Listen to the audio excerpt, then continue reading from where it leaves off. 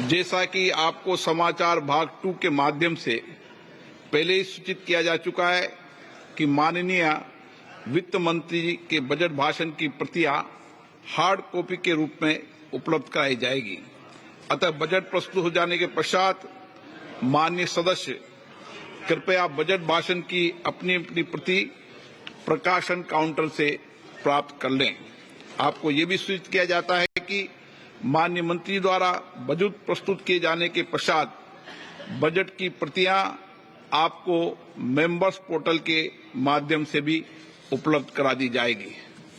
माननीय वित्त मंत्री Shrimati Nirmala Sitharaman.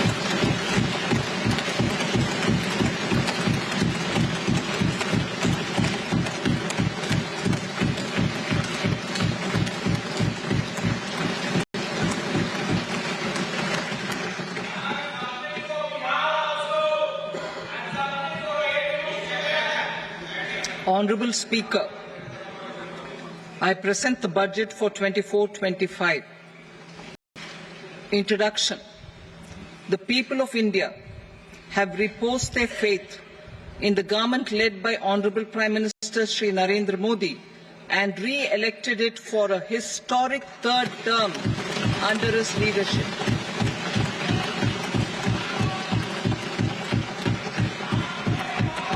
We are grateful for their support, faith, and trust in our policies. We are determined to ensure that all Indians, regardless of religion, caste, gender, and age, make substantial progress in realizing their life goals and aspirations. Global context.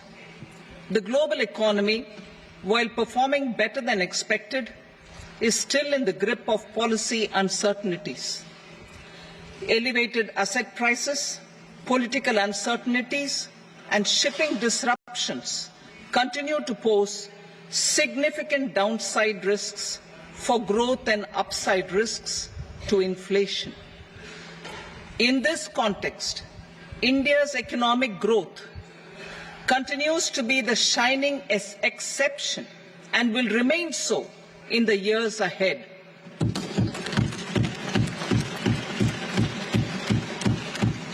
India's inflation continues to be low, stable, and moving towards the 4% target. Core inflation, that is non-food and non-fuel, currently is 3.1%. Steps are being taken to ensure supplies of perishable goods reach markets adequately. Interim budget. As mentioned in the interim budget, we need to focus on 4 major castes, namely the Garib, Mahilaye, Yuva, and Annadata, the poor, women, youth, and the farmer. For Annadata, we announced higher minimum support prices a month ago for all major crops, delivering on the promise of at least a 50% margin over costs. Pradhan Mantri Garib Kalyan Anna Yojana was extended for 5 years, benefiting more than 80 crore people. Administrative actions for approval and implementation of various schemes announced in the interim budget are well underway. The required allocations have been made. Budget theme. Turning attention to the full year and beyond in this budget, we particularly focus on employment, skilling, MSMEs, and the middle class. I am happy to announce the Prime Minister's package of 5 schemes and initiatives to facilitate employment, skilling, and other opportunities for 4.1 crore youth over a 5-year period, with a central outlay of 2 lakh crore rupees. I will speak about them shortly, while more details may be seen in the annexure. This year, I've made a provision of 1.48 lakh rupees, 1.48 lakh crore rupees for education, employment and skilling. Budget priorities. The people have given a unique opportunity to our government to take the country on the path of strong development and an all-round prosperity. In the interim budget, we promised to present a detailed roadmap for our pursuit of Vikasit Bharat. In line with the strategy set out in the interim budget, this budget envisages sustained efforts on the following 9 priorities for generating ample opportunities for all. Number 1, productivity and resilience in agriculture.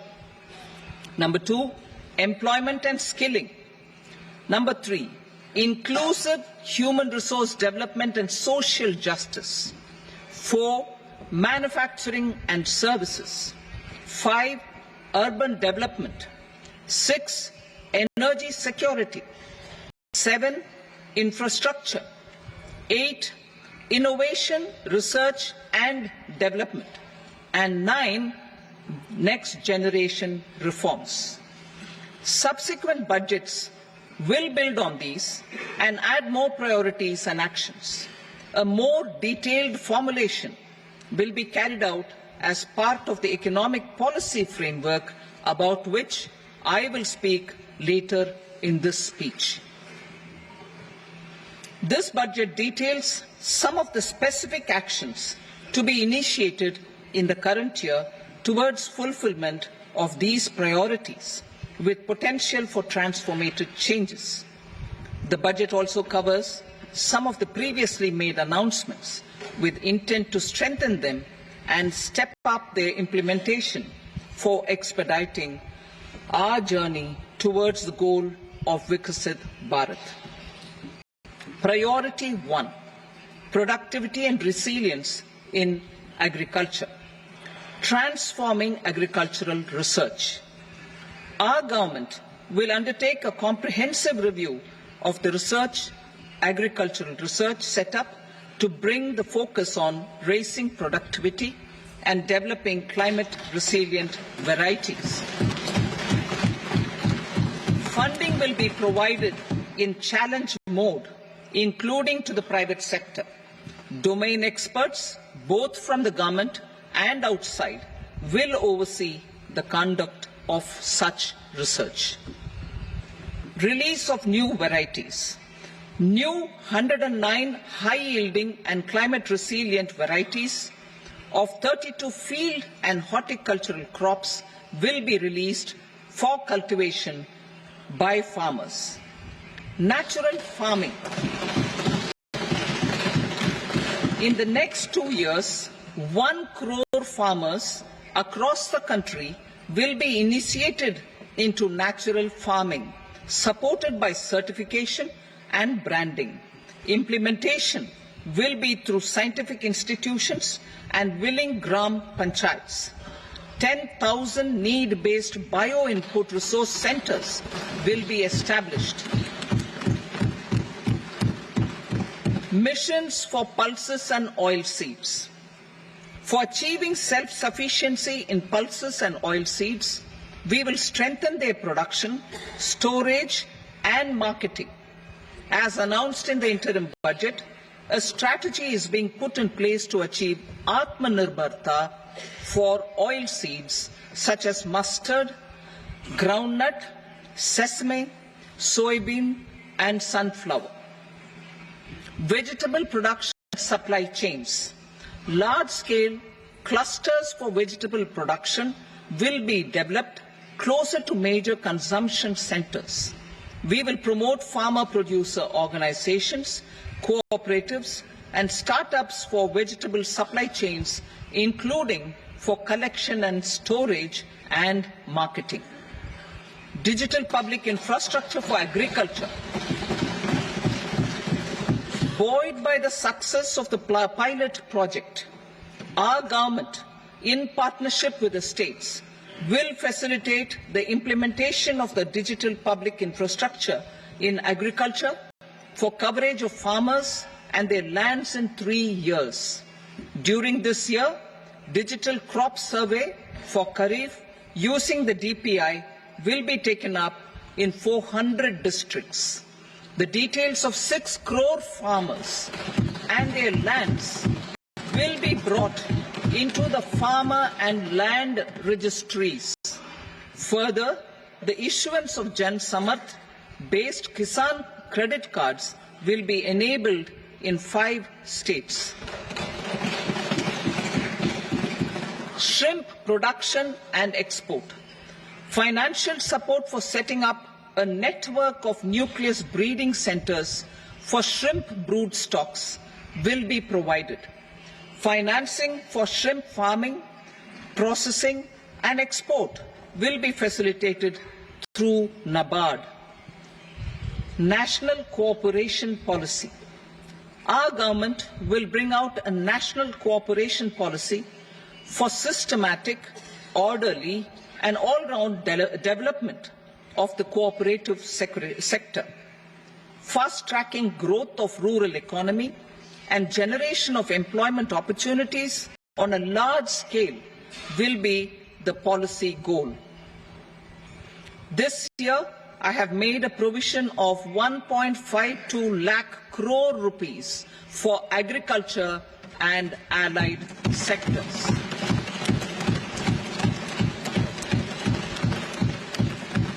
Priority 2, employment and skilling. Employment-linked incentive. Our government will implement following 3 schemes for employment-linked incentive as part of the Prime Minister's package. These will be based on enrollment in the EPFO and focus on recognition of first-time employees and support to employees and employers. Scheme A, first-timers. This scheme will provide 1 month wage to all persons newly entering the workforce in all formal sectors.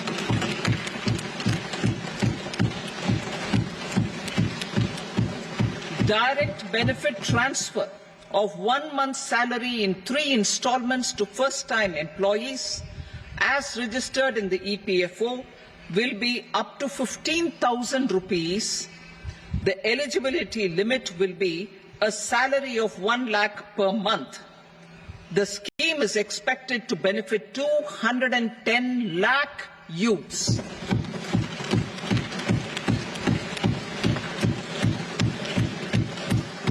Scheme B, job creation in manufacturing. This scheme will incentivize additional employment in the manufacturing sector linked to the employment of first-time employees. An incentive will be provided at specified scale directly both to the employee and the employer with respect to the EPFO contribution in the first 4 years of employment. The scheme is expected to benefit 30 lakh youth entering employment and their employers.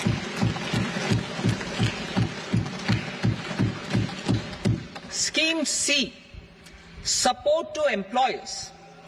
This employer-focused scheme will cover additional employment in all sectors. All additional employment within a salary of 1 lakh rupee per month will be counted. The government will reimburse to employers up to 3,000 rupees per month for 2 years towards the EPFO contribution for each additional employee. The scheme is expected to incentivize additional employment of 50 lakh persons.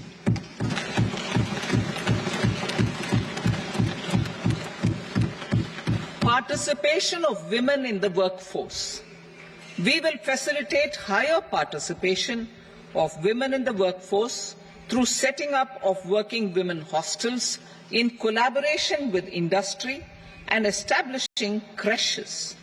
In addition, the partnership will seek to organize women-specific skilling programs and promotion of market access for women SHG enterprises. Skilling program. I'm happy to announce a new centrally sponsored scheme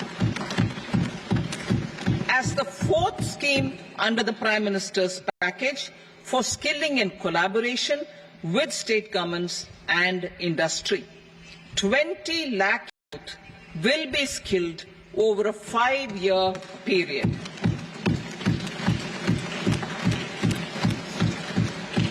$1,000 industrial training institutes will be upgraded in hub and spoke arrangements with outcome orientation.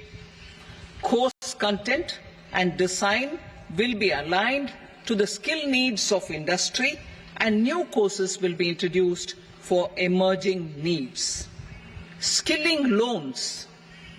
The model skill loan scheme will be revised to facilitate loans up to 7.5 lakh rupees with a guarantee from a government-promoted fund.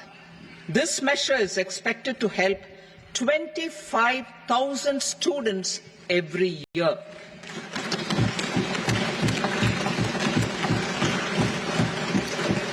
Education loans. For helping our youth who have not been eligible for any benefit under government schemes and policies, I am happy to announce a financial support for loans up to 10 lakh rupees for higher education in domestic institutions.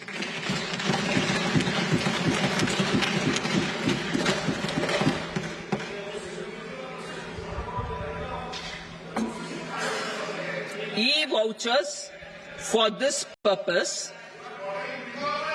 E-vouchers for this purpose will be given directly to 1 lakh students every year for annual interest subvention of 3% of the loan amount. Priority 3, inclusive human resource development and social justice. Saturation approach. Our government is committed to all-round, all-pervasive and all-inclusive development of people, particularly farmers, youth, women and the poor. For achieving social justice comprehensively, the saturation approach of covering all eligible people through various programs, including those for education and health, will be adopted to empower them by improving their capabilities. Implementation of schemes meant for supporting economic activities by craftsmen, artisans, self-help groups, scheduled caste, scheduled tribe, and women entrepreneurs and street vendors such as the PM Vishwakarma, PM Swanidhi, National Livelihood Missions, and Stand Up India will be stepped up. Purvodaya. The states in the eastern part of the country are rich in endowments and have strong cultural traditions. We will formulate a plan, Purvodaya, for the all-round development of the eastern region of the country, covering Bihar, Jharkhand, West Bengal, Odisha, and Andhra Pradesh. This will cover human resource development, infrastructure, and generation of economic opportunities to make the region an engine to attain Vikasit Bharat. On the Amritsar-Kolkata industrial corridor, we will support development of an industrial node at Gaya.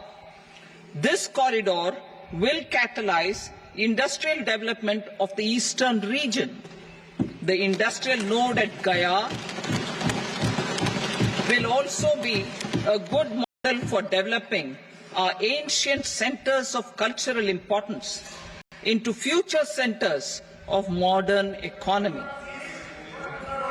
This model shall showcase Vikas B, Virasat B in a growth trajectory. We will also support development of road connectivity projects, namely 1. Patna-Purnia Expressway, 2. Buxar-Bhagalpur Expressway, 3. Bodh Gaya, Rajgir, Vaishali and Darbhanga spurs, and 4. Additional 2-lane bridge over River Ganga at Buxar at a total cost of 26,000 crore rupees.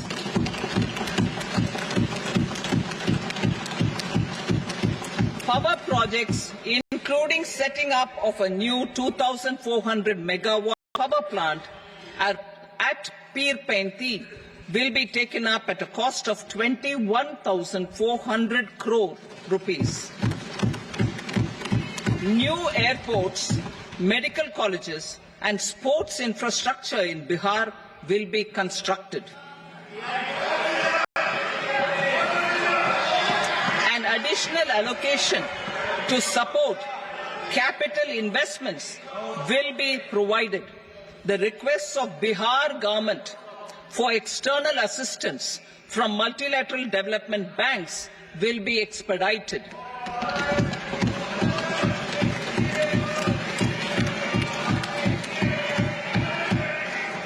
Andhra Pradesh Reorganization Act.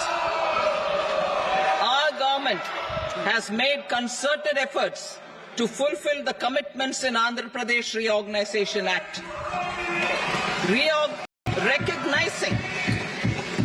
Recognizing the state's need for the capital, recognizing the state's need for a capital, we will facilitate special financial support through multilateral development agencies.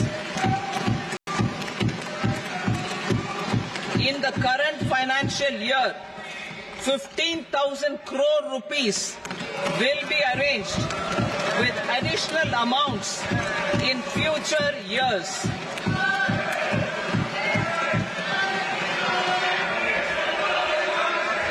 Our government is fully committed to financing and early completion of the Polavaram irrigation project, which is the lifeline for Andhra Pradesh and its farmers.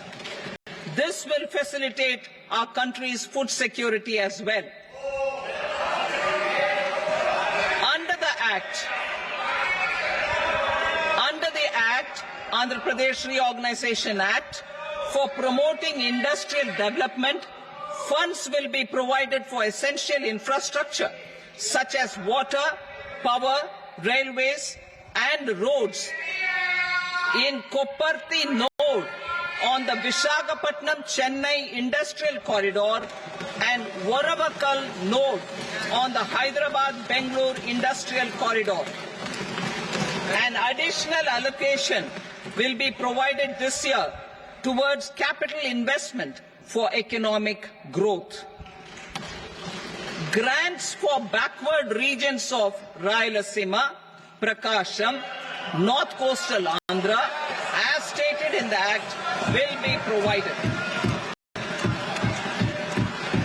PM Awas Yojana. 3 crore additional houses under the PM Awas Yojana in rural and urban areas in the country have been announced, for which the necessary allocations are being made. Women-led development. For promoting women-led development, the budget carries an allocation of more than 3 lakh crore for schemes benefiting women and girls.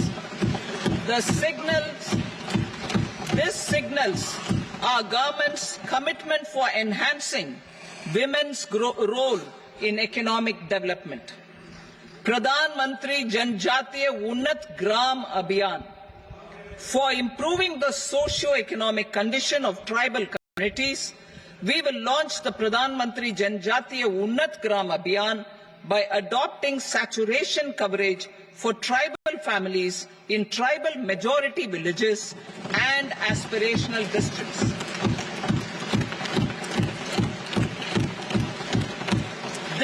covers 63,000 villages, benefiting 5 crore tribal people.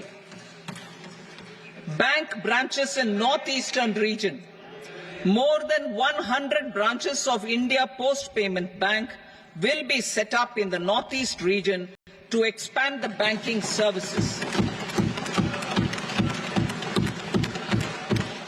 This year, I have made a provision of 2.66 lakh crore rupees for rural development, including rural infrastructure. Priority 4, manufacturing and services, support for promotion of MSMEs. This budget provides special attention to MSMEs and manufacturing, particularly labor-intensive manufacturing. We have formulated a package covering financing, regulatory changes, and technology support for MSMEs to help them grow and also compete globally, as mentioned in the interim budget. I am happy to announce the following specific measures. Credit guarantee scheme for MSMEs in the manufacturing sector. For facilitating term loans to MSMEs for purchase of machinery and equipment without collateral or third-party guarantee, a credit guarantee scheme will be introduced. The scheme will operate on pooling of credit risks of such MSMEs.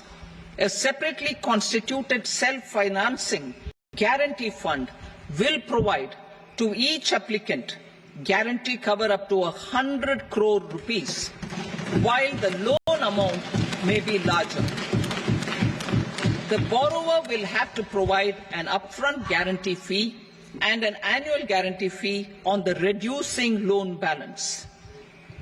New assessment model for MSME credit. Public sector banks will build their own in-house capability to assess MSMEs for credit instead of relying on external assessment. They will also take a lead in developing or getting developed a new credit assessment model based on the scoring of digital footprints of the MSMEs in the economy. This is expected to be a significant improvement over the traditional assessment of credit eligibility based only on asset or turnover criteria. That will also cover MSMEs without a formal accounting system. Credit support to MSMEs during stress period. I'm happy to announce a new mechanism for facilitating continuation of bank credit to MSMEs during their stress period while being in special mention account, SMA stage, for reasons beyond their control. MSMEs need credit to continue their business and to avoid getting into the NPA stage. Credit availability will be supported through a guarantee from a government-promoted fund. Mudra loans. The limit of Mudra loans will be enhanced to 20 lakh from the current 10 lakh for those entrepreneurs who have availed and successfully repaid previous loans under the Tarun category. Enhanced scope for mandatory onboarding in trades. For facilitating MSMEs to unlock their working capital by converting their trade receivables into cash, I propose to reduce the turnover threshold of buyers for mandatory onboarding on the trades platform from rupees 500 crore to 250 crore rupees. This measure will bring 22 more CPSCs and 7,000 more companies onto the platform. Medium enterprises will also be included in the scope of the suppliers. SIDBI branches in MSME clusters. SIDBI will open new branches to expand its reach to serve all major MSME clusters within 3 years and provide direct credit to them.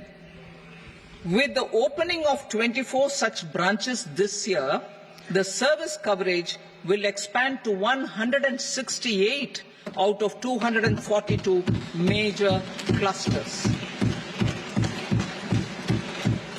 MSME units for food irradiation, quality and safety testing. Financial support for setting up of 50 multi-product food irradiation units in the MSME sector will be provided. Setting up of 100 food quality and safety testing labs with NABL accreditation will be facilitated. E-commerce export hubs to enable MSMEs and traditional artisans to sell their products in international markets. E-commerce export hubs will be set up in public-private partnership mode. These hubs, under a seamless regulatory and logistic framework, will facilitate trade and export-related services under one roof. Measures for promotion of manufacturing and services. Internship in top companies. As the fifth scheme under Prime Minister's package, our government will launch a comprehensive scheme for providing internship opportunities in 500 top companies to 1 crore youth in 5 years. They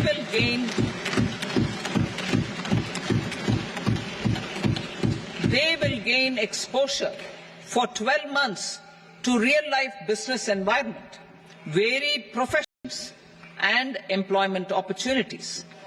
An internship allowance of 5,000 per month, 5,000 rupees per month, along with a one-time assistance of 6,000 rupees will be provided.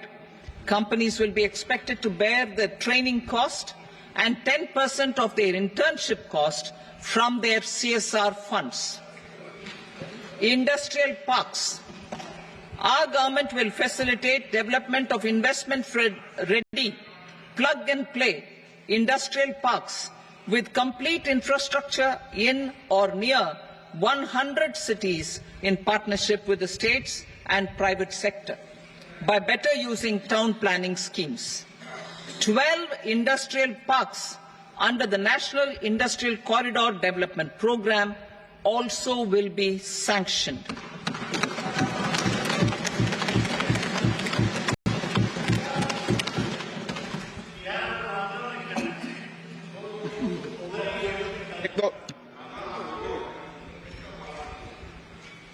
Veggie paper, no. Please, Petty.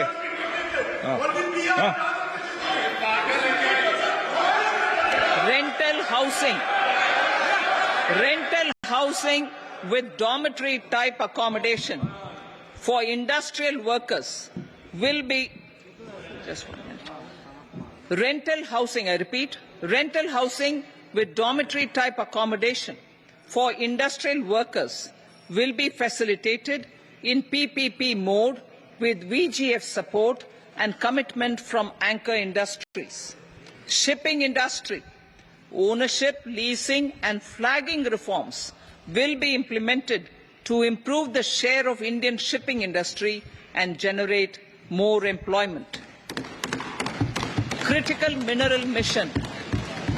We will set up a critical mineral mission for domestic production, recycling of critical minerals and overseas acquisition of critical mineral assets.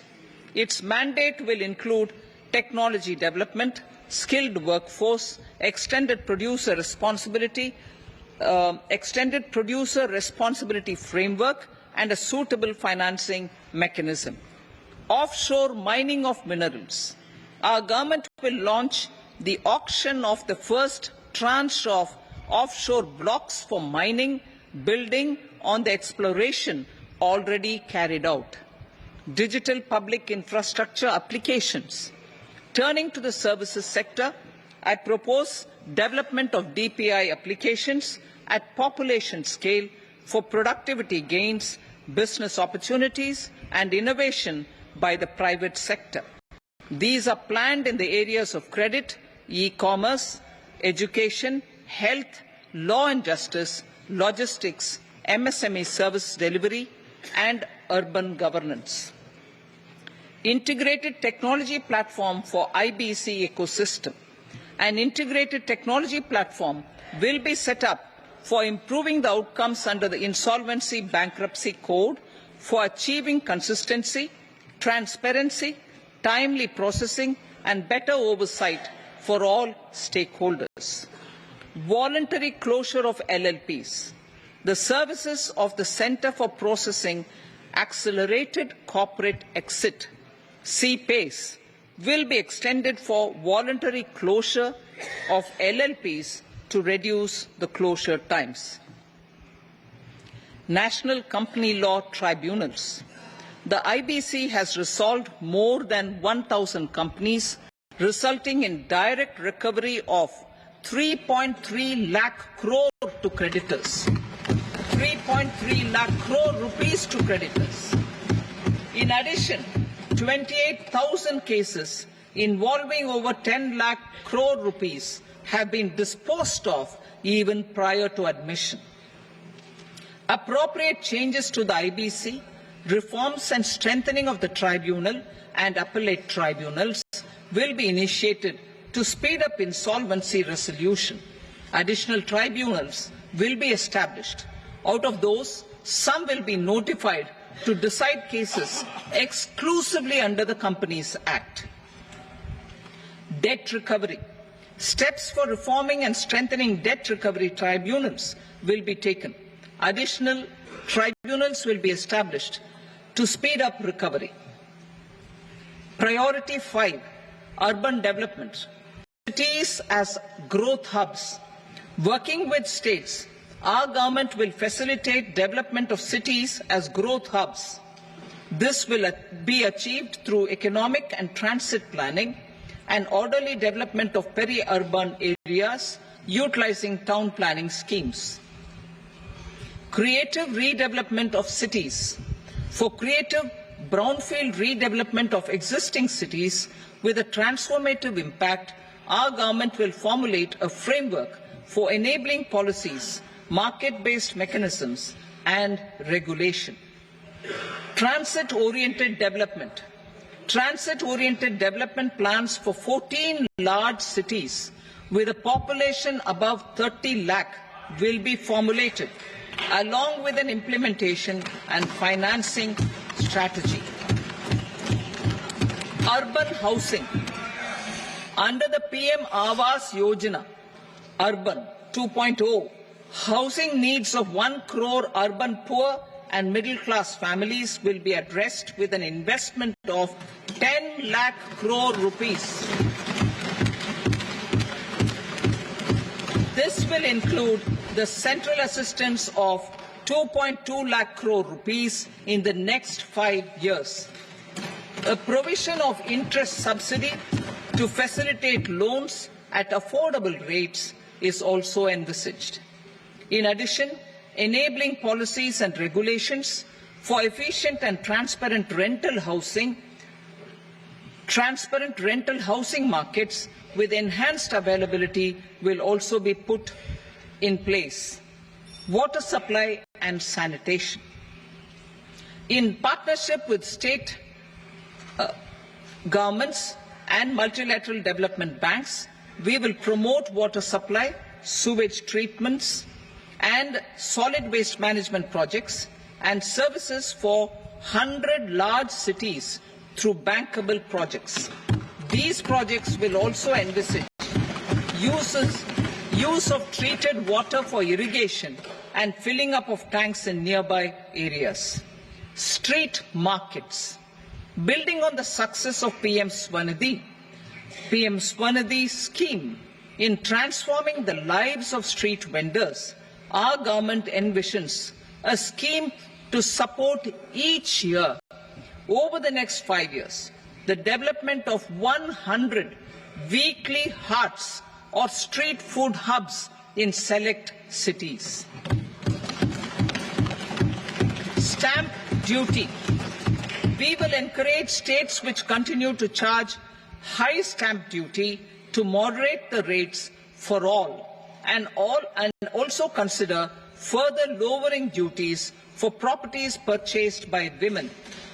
This reform will be made an essential component of urban development schemes. Priority 6, energy security, energy transition. In the interim budget, I had announced our strategy to sustain high and more resource-efficient economic growth, along with the energy security in terms of availability, accessibility, and affordability. We will bring out a policy document on appropriate energy transition pathways that balances the imperatives of employment, growth, and environmental sustainability. PM Surya Ghar Muft Bijli Yojana. PM Surya Ghar Muft Bijli Yojana. In line with the announcement in the interim budget,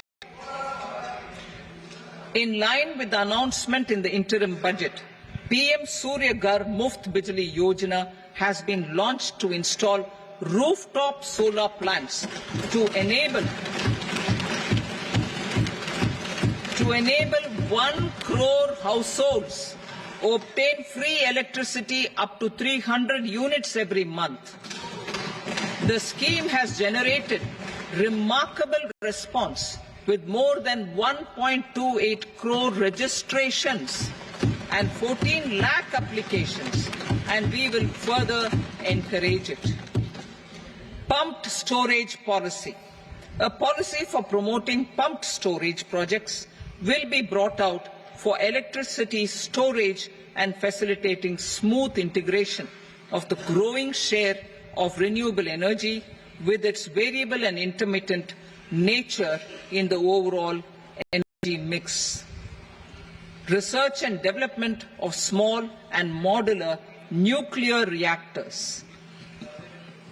Nuclear energy is expected to form a very significant part of the energy mix for Vikasit Bharat. Towards that pursuit, our government will partner with the private sector for 1.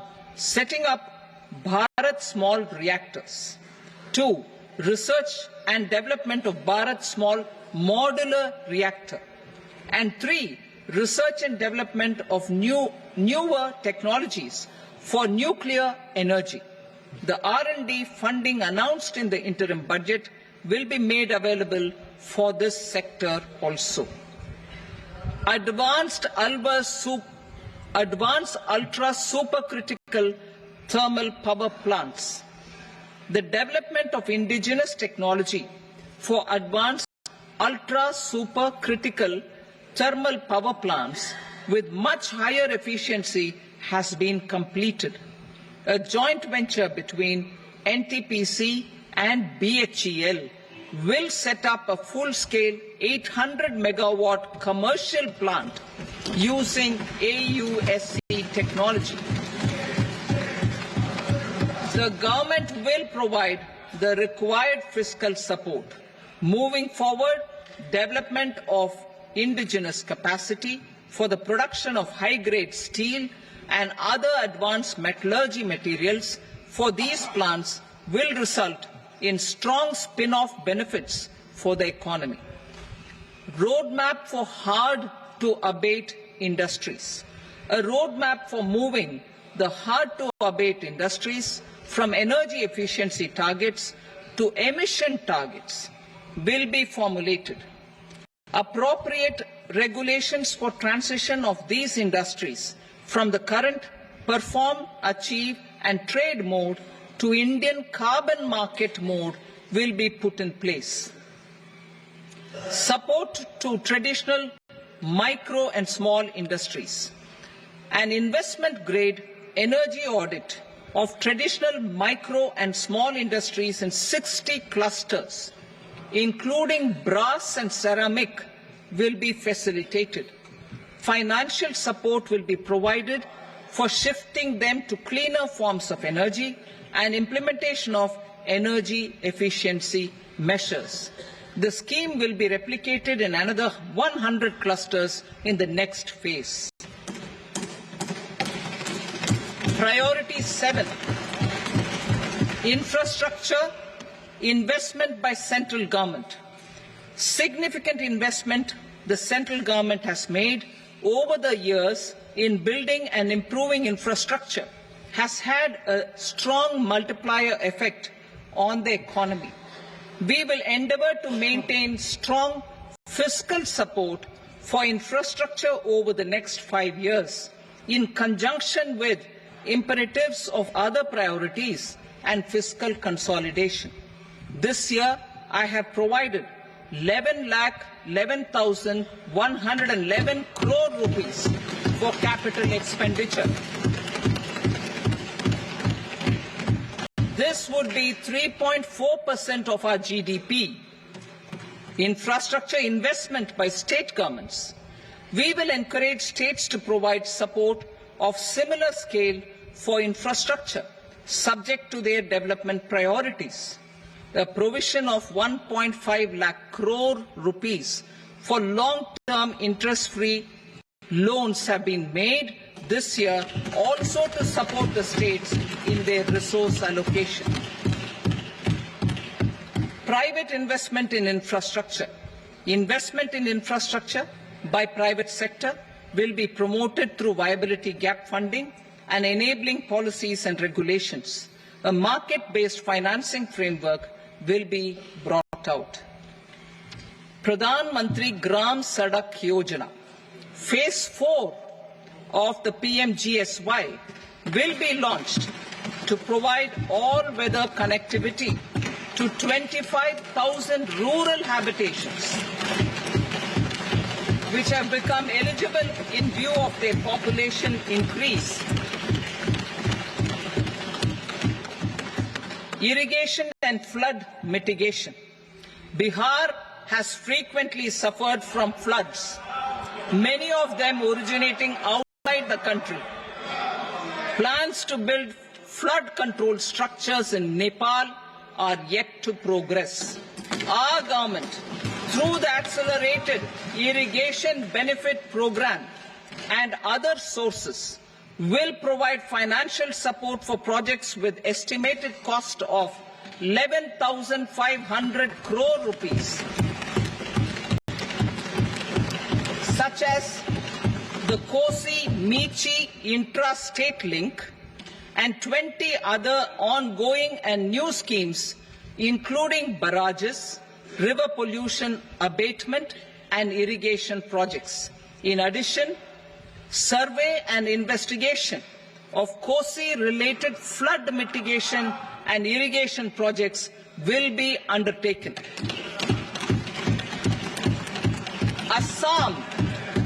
Assam grapples with floods every year by the Brahmaputra River and its tributaries originating outside India.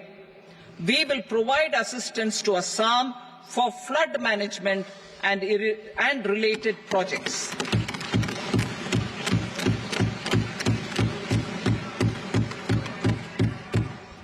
Himachal Pradesh suffered extensive losses due to floods last year. Our government will provide assistance to the state for reconstruction and rehabilitation through multilateral development assistance.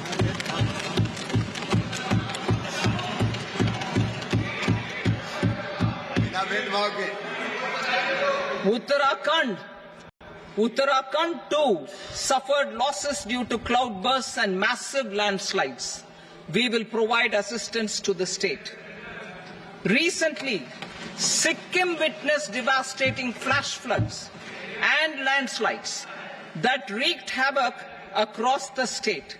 Our government will provide assistance to the state. Tourism. Tourism has always been a part of our civilization.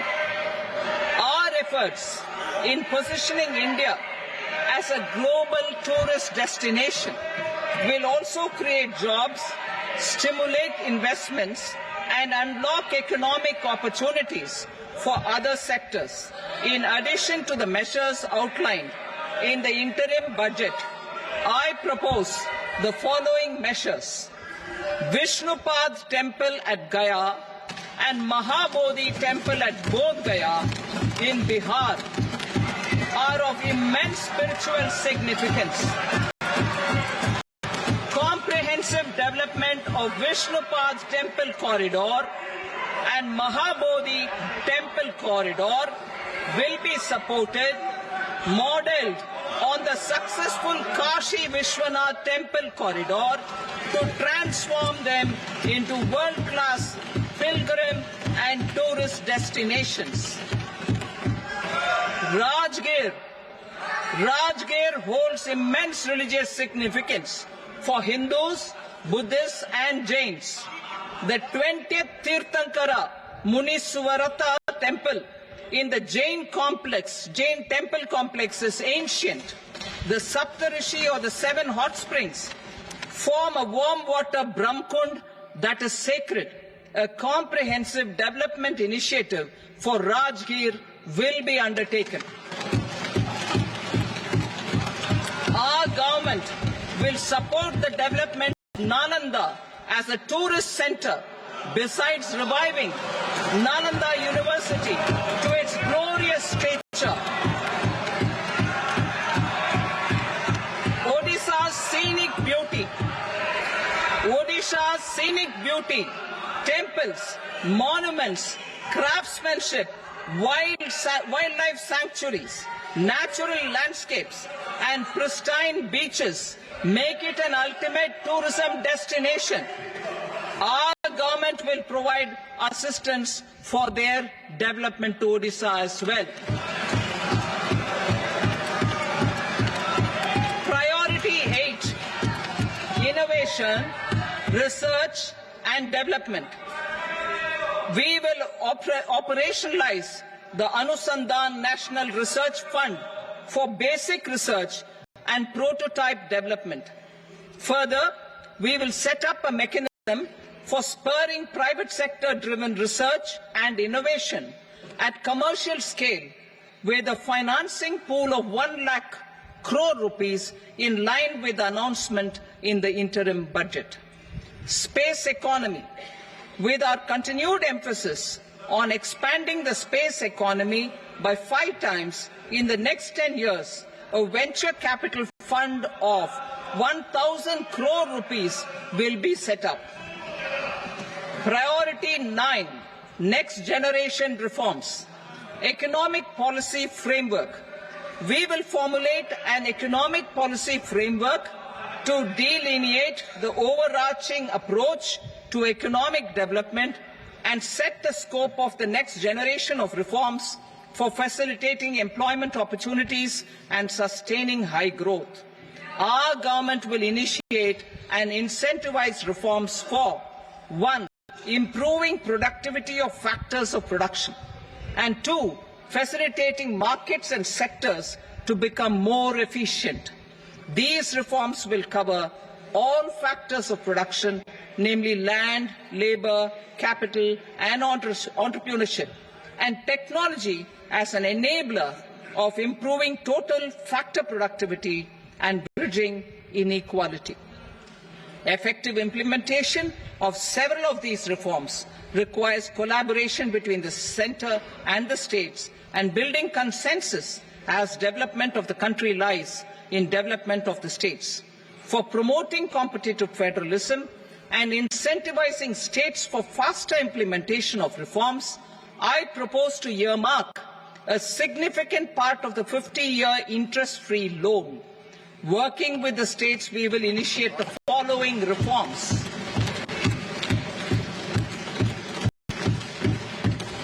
Land-related reforms and actions, both in the rural and urban areas, will cover land administration, will cover 1. Land administration, planning and management, and 2. Urban planning usage and building bylaws. These will be incentivized for completion within the next 3 years through appropriate fiscal support. Rural land-related actions. Rural land-related actions will include 1. Assignment of unique land parcel identification number, UL PIN, or Bhu Aadhaar for all lands. 2. Digitization of cadastral maps. 3. Survey of subdivisions, survey of map subdivisions as per current ownership. 4. Establishment of land registry. And 5. Linking to the farmers registry. These actions will also facilitate credit flow and other agricultural services. Urban land related actions. Land records in urban areas will be digitized with GIS mapping. An IT-based system for property record administration, updating and tax administration will be established. These will also facilitate improving the financial position of urban local bodies. Labor-related reforms. Services to labor. Our government will facilitate the provision of a wide array of services to labor, including those for employment and skilling. A comprehensive integration of e-Shram portal with other portals will facilitate such one-stop solution. Open architecture databases for rapidly changing labor market, skill requirements, and available job roles, and a mechanism to connect job aspirants with potential employers and skill providers will be covered in these services. Shram Suvidha and Samadhan portal. Shram Suvidha and Samadhan portal will be revamped to enhance ease of compliance for industry and trade. Capital and entrepreneurship related reforms. Financial sector vision and strategy. For meeting financing needs of the economy, our government will bring out a financial sector vision and strategy document to prepare the sector in terms of size, capacity, and skills. This will set the agenda for the next 5 years and guide the work of the government, regulators, financial institutions, and market participants. Taxonomy for climate finance. We will develop taxonomy for climate finance for enhancing the availability of capital for climate adaptation and mitigation. This will support achievement of the country's climate commitments and green transition. Variable capital company structure. We will seek the required legislative approval for providing an efficient and flexible mode for financing leasing of aircrafts and ships and pooled funds of private equity through a variable company structure. Foreign direct investments and overseas investment. The rules and regulations for foreign direct investment and overseas investments will be simplified to 1. Facilitate foreign direct investments, 2. Nudge prioritization, and 3. Promote opportunities for using Indian rupee as a currency for overseas investment. NPS Vatsalya. NPS Vatsalya, a plan for contribution by parents and guardians for minors, will be started. On attaining the age of majority, the plan can be converted seamlessly into a normal NPS account. Use of technology. We have successfully used technology for improving productivity and bridging inequality in our economy during the past 10 years. Public investment in digital infrastructure and innovations by the private sector have helped in improving access of all citizens, particularly the common people, to market resources, education, health and services. We will step up adoption of technology towards digitalization of the economy. Ease of doing business. For enhancing ease of doing business, we are already working on the Jan Vishwas Bill 2.0. Further, states will be incentivized for implementation of the business reforms, action plans and digitalization. Data and statistics. For improving data governance, collection processing and management of data and statistics, different sectoral databases, including those established under the Digital India mission, will be utilized with active use of technology tools. New pension scheme. The committee to review the NPS has made considerable progress in its work. I am happy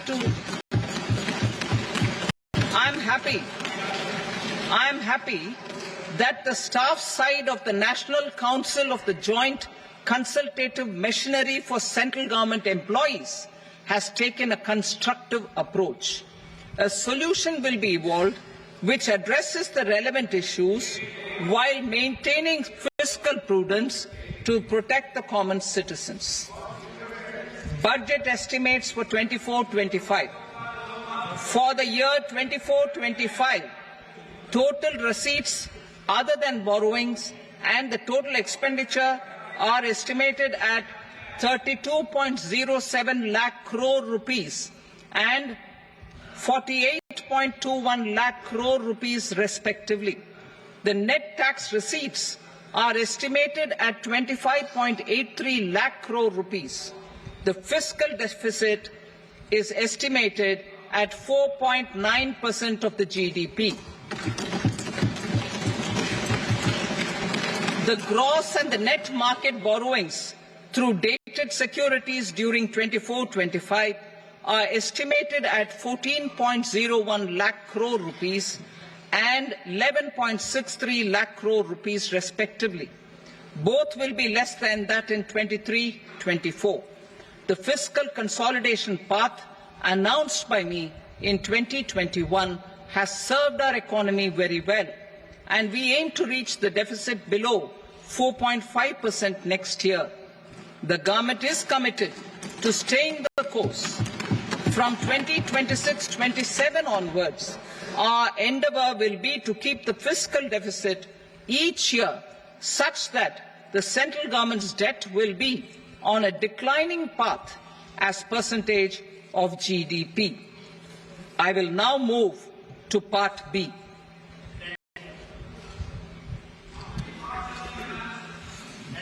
Indirect taxes. Sir, I start with GST. It has decreased tax incidence on the common man, reduced compliance burden and logistics cost for trade and industry, and enhanced revenues of the central and the state governments. It is a success of vast proportions. To multiply the benefits of GST, we will strive to further simplify and rationalize the tax structure and endeavour to expand it to the remaining sectors. My proposals for customs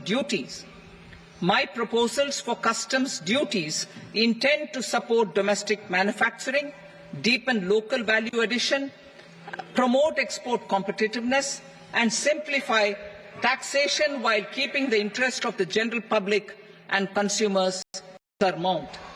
In Budget 22-23, we reduced the number of customs duty rates.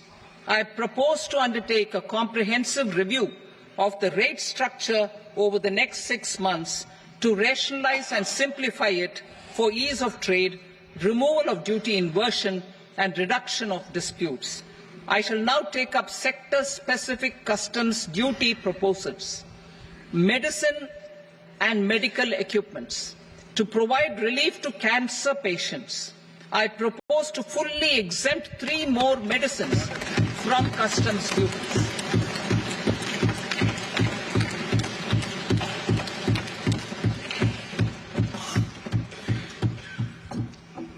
I also propose changes in the BCD on X-ray tubes and flat panel detectors for use in medical X-ray machines under the phased manufacturing program so as to synchronize them with the domestic capacity addition. Mobile phone and related parts. With a 3-fold increase in domestic production and almost a 100-fold jump in exports of mobile phones over the last 6 years, the Indian mobile industry has matured.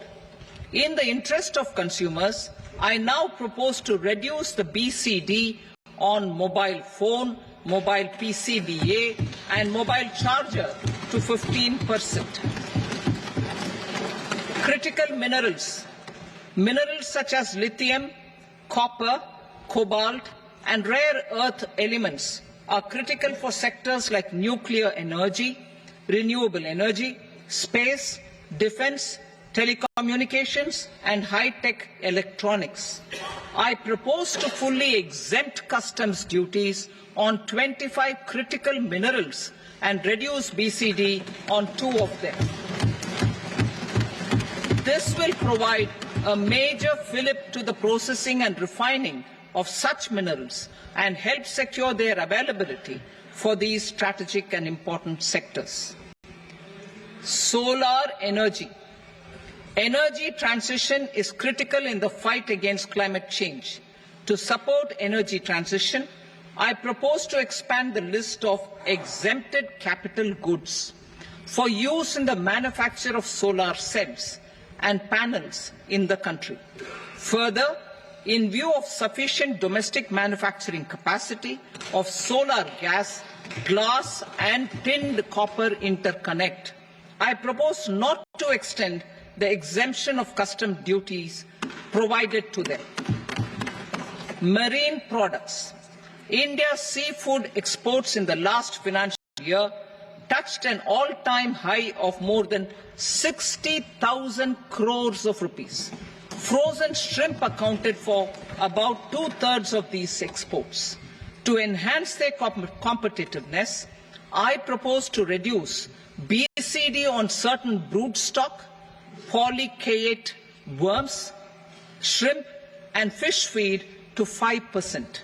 I also propose to exempt customs duty on various inputs for manufacture of shrimp and fish feed. Leather and textile.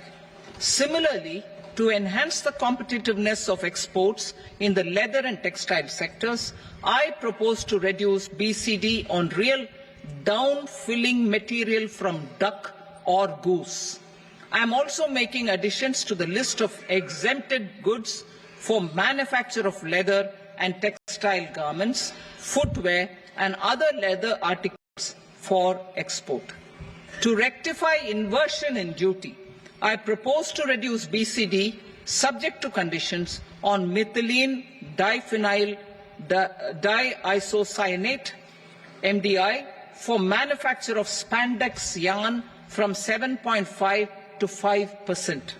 Furthermore, the export duty structure on raw hides, skin and leather is proposed to be simplified and rationalized. Precious metals. To enhance domestic value addition in gold and precious metal jewellery in the country, I propose to reduce customs duties on gold and silver to 6% and that of platinum to 6.4%. Other metals, steel and copper are important raw materials. To reduce their cost of production, I propose to remove the BCD on ferronickel and blister copper. I am also continuing with nil BCD on ferrous scrap and nickel cathode and concessional BCD of 2.5% on copper scrap. Electronics. To increase value addition in the domestic electronics industry, I propose to remove the BCD subject to conditions on oxygen-free copper for manufacture of resistors.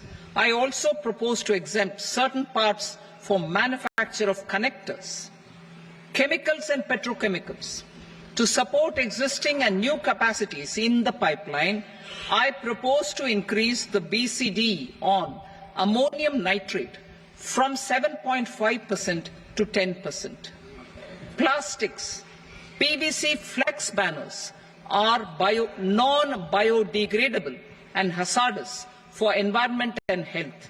To curb their imports, I propose to raise the BCD on them from 10 to 25%. Telecommunication equipment. To incentivize domestic manufacturing, I propose to increase the BCD from 10 to 15% on PCBA of specific specified telecom equipment, trade facilitation, to promote domestic aviation and boat and ship MRO. I propose to extend the period for export of goods imported for repairs from 6 months to 1 year. I'll read that again. To promote domestic aviation and boat and ship maintenance, repair and operations, I propose to extend the period for export of goods imported for repairs from 6 months to 1 year. In the same vein, I propose to extend the time limit for re-import of goods for repairs under warranty from 3 to 5 years. I now move to direct taxes. We will continue our efforts to simplify taxes, improve taxpayer services, provide tax certainty, and reduce litigation while enhancing revenues for funding the development and welfare schemes of the government. It has been our endeavour to simplify taxation. We have taken a number of measures in the last few years, including introduction of simplified tax regimes without exemptions and deductions for corporate tax and for personal income tax. This has been appreciated by taxpayers. 58% of corporate tax came from the simplified tax regime in the financial year 22-23. Similarly, as per data available till now, for the last fiscal, more than 2/3 have availed the new personal income tax regime. Comprehensive review of the Income Tax Act. I am now announcing a comprehensive review of the Income Tax Act 1961. The purpose is to make the Act concise, lucid, easy to read and understand. This will reduce disputes and litigation, thereby providing tax certainty to the taxpayers. I will also bring down the demand embroiled in litigation. It is proposed to be completed in 6 months. A beginning is being made in the Finance Bill by simplifying the tax regime for charities, tedious rate structures, provisions of reassessment and such provisions, and capital gains taxation. Simplification for charities and tedious. Two tax exemption regimes. The two tax exemption regimes for charities are proposed to be merged into one. The 5% TDS rate on many payments is being merged into the 2% TDS rate, and the 20% TDS rate on repurchase of units by mutual funds or UTI is being withdrawn. TDS rate on e-commerce operators is proposed to be reduced from 1 to 0.1%. Moreover, credit of TCS is proposed to be given in the TDS to be deducted on salary. Further, I propose to decriminalize delay for payment of TDS up to the due date of filing statement for the same. I also plan to provide a standard operating procedure for TDS defaults and simplify and rationalize the compounding guidelines for such defaults. Simplification of reassessment. I propose to thoroughly simplify the provisions for reopening and reassessment. An assessment hereinafter can be reopened beyond 3 years from the end of the assessment year only if the escaped income is 50 lakh rupees or more, up to a maximum period of 5 years from the end of the assessment year. Even in such cases, a time limit of 6 years before the year of the search, as against the existing time limit of 10 years, is being proposed. This will reduce tax uncertainty and disputes. Simplification and rationalization of capital gains. Capital gains taxation is also proposed to be hugely simplified.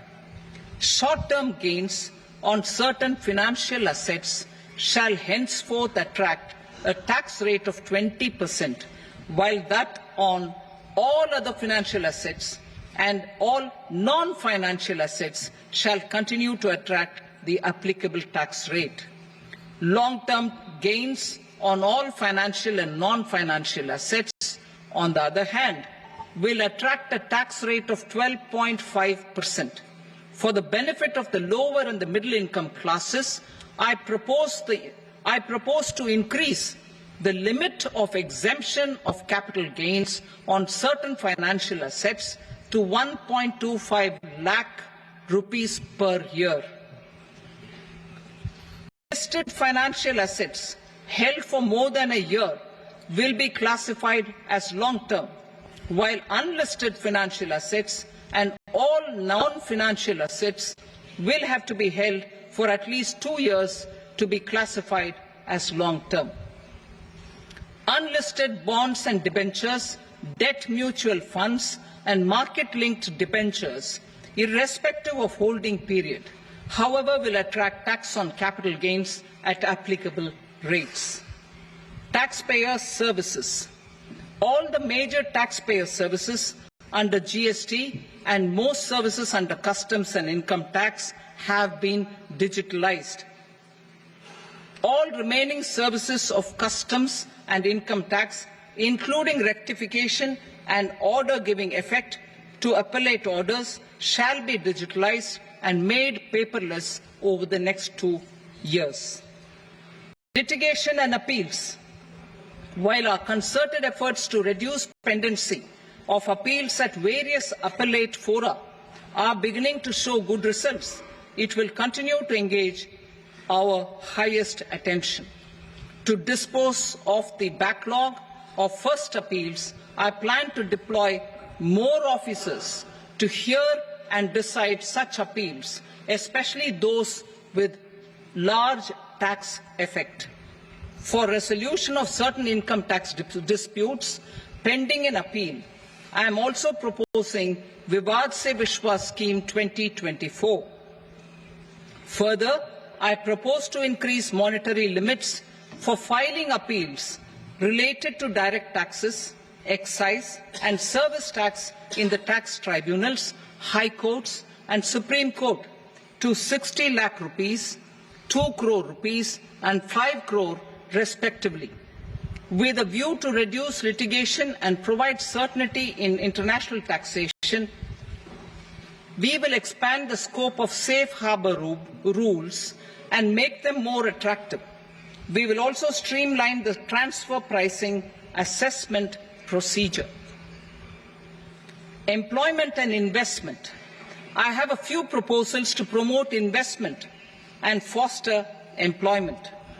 First of all, to bolster the Indian startup ecosystem, boost the entrepreneurial spirit, and to support innovation,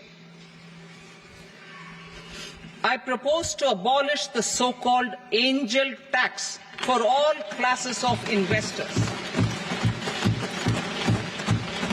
Second, there is tremendous potential for cruise tourism in India.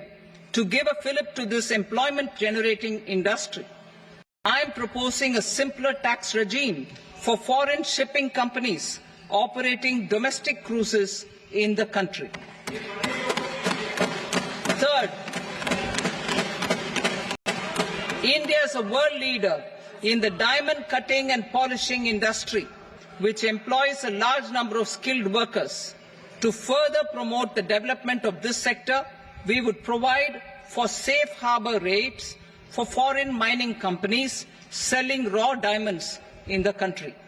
Fourth, to attract foreign capital for our development needs, I propose to reduce the corporate tax rate on foreign companies from 40 to 35%. Deepening the tax base. I have a couple of proposals for deepening the tax base. First, security transaction tax on futures and options of securities is proposed to be increased to 0.02% and 0.1% respectively. Second, for reasons of equity, I propose to tax income received on buyback of shares in the hands of recipients. Other proposals: to improve social security benefits, deduction of expenditure by employers towards NPS is proposed to be increased from 10 to 14% of the employee's salary. Similarly, deduction of this expenditure up to 14% of salary from the income of employees in private sector, public sector banks and undertakings opting for the new tax regime is proposed to be provided. Indian professionals working in multinationals get ESOPs and invest in social security schemes and other movable assets abroad. Non-reporting of such small foreign assets has penal consequences under the Black Money Act. Such non-reporting of movable assets up to 20 lakh rupees is proposed to be depenalized. Other major proposals in the finance bill relate to withdrawal of equalization levy of 2%, expansion of tax benefits to certain funds and entities in IFSCs, and immunity from penalty and prosecution to Benamidar on full and true disclosure so as to improve conviction under the Benami Transaction Prohibition Act 1988. Personal income tax. Coming to personal income tax rates, I have two announcements to make for those opting for the new tax regime. First, the standard deduction for salaried employees is proposed to be increased from 50,000 to 75,000 rupees.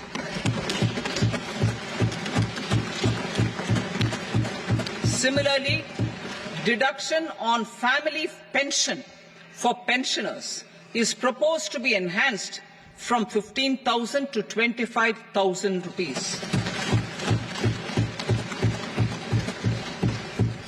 This will provide relief to about 4 crore salaried individuals and pensioners.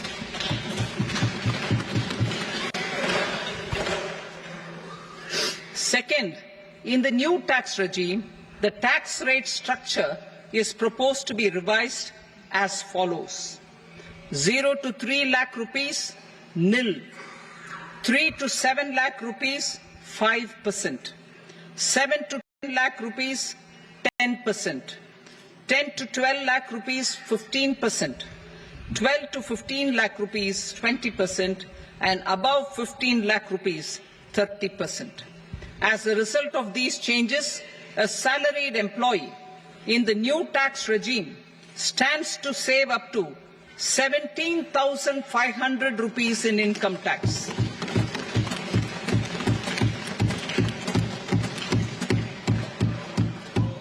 Apart from these, I am also making some other changes as given in the annexure. As a result of these proposals, revenue of about 37,000 crore, that is 29,000 crore in direct taxes and 8,000 crore in indirect taxes, will be foregone, while revenue of about 30,000 crore rupees will be additionally mobilized. Thus, the total revenue foregone is about 7,000 crores annually. Mr. Speaker, sir, with this, I commend the budget to this august House. Jai Hind.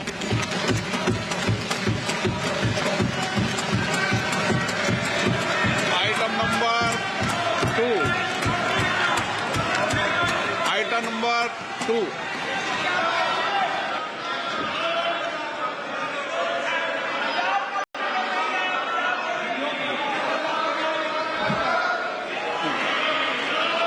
Sir, with your permission, I rise to lay on the table the following statements under Section 3 of the Fiscal Responsibility and Budget Management, FRBM Act 2003, Medium-Term Fiscal Policy cum Fiscal Policy Strategy Statement and Macroeconomic Framework Statement. Item number 3. Sir, with your permission, I rise to move for leave to introduce the Finance Number 2 Bill 2024.